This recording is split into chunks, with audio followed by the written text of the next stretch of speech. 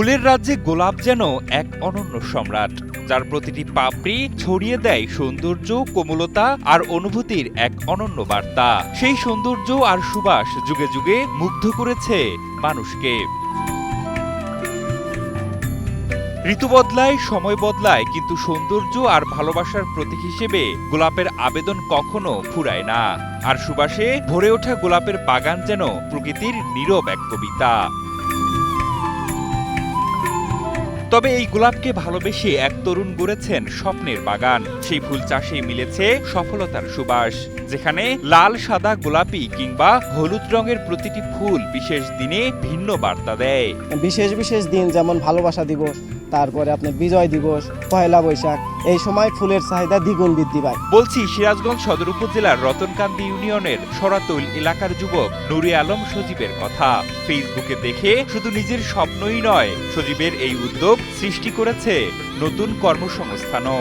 আমি একদিন Facebook scroll করতে করতে, বাড়িতে বসে ফেসবুক স্ক্রল করতে করতে দেখি যে পাশের গ্রামে এক ডালা দুই বন্ধু ফুল চাষ করে বছরে 10 লাখ টাকা আয় করতেছি। তো তখন আমার মনে হলো যে চাকরির দিক দৌড়াদৌড়ি না করে আমি নিজে কিছু একটা করি। তখন আমি এই সিদ্ধান্ত নেই বা মামার থেকে অনুপ্রাণিত হয়ে আমি ফুল লাগাই।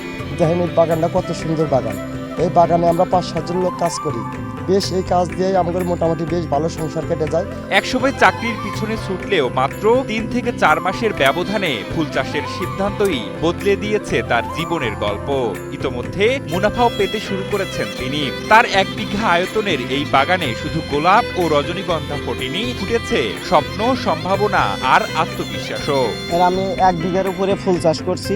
আপনার 24 ডিসি মাল লাল গোলাপ লাগাইছি আর 10 ডিসি আপনার রজনীগন্ধা আছে, কিছু আছে আপনার কালারিং গোলাপ। আমাদের এই গ্রামে কোনো ফুলের বাগান আগে কোনো ছিল না, এই বাগানটাই সর্বপ্রথম হয়েছে। এই বাগানে আমাদের সজীব, মানে আমার ছোট ভাই, মামাতো ভাই হয়, সে এই বাগানে অল্প দিনেই প্রায় 3 মাসের ভিতরেই ফুলের বাগান করে সে একটা ছাত্র অনেক প্রফিট অর্জন করেছে এবং আমাদের গ্রামেও অনেক লোকজনের এখানে কর্মসংস্থানের ব্যবস্থা হচ্ছে। ইতোমধ্যে তিনি 50,000 টাকার ফুল বিক্রি করেছেন। ভবিষ্যতে এই ফুল বাগান থেকে 5 লাখ টাকার ফুল বিক্রি করা সম্ভব হবে বলে জানান তিনি। দেখতে পাই যে ফুলের চাষ বাংলাদেশে দিন দিন বৃদ্ধি পাচ্ছে।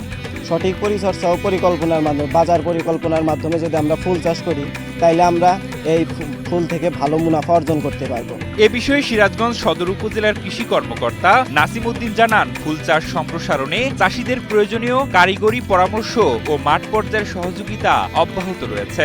ইতোমধ্যে সজীব আয় শুরু করেছেন, ভবিষ্যতে আরো বেশি লাভবান হতে পারবেন। এবছর আমাদের রতনকান্দি ইউনিয়নের গজারিয়া আমাদের এক ফুল চাষে প্রায় 1 বিঘা জমিতে উনি গোলাপের আবাদ করেছে এবং প্রায় 4 মাস হতে চললো ওনার গোলাপ বাগান।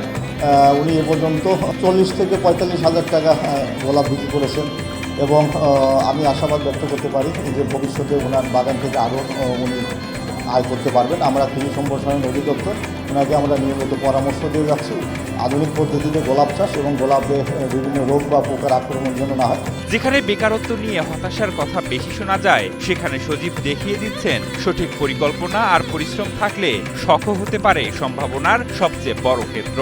আর কাটার মাঝেও মাথা উঁচু করে ফুটে থাকা গোলাপ যেন শেখায় প্রতিকূলতার মধ্যেও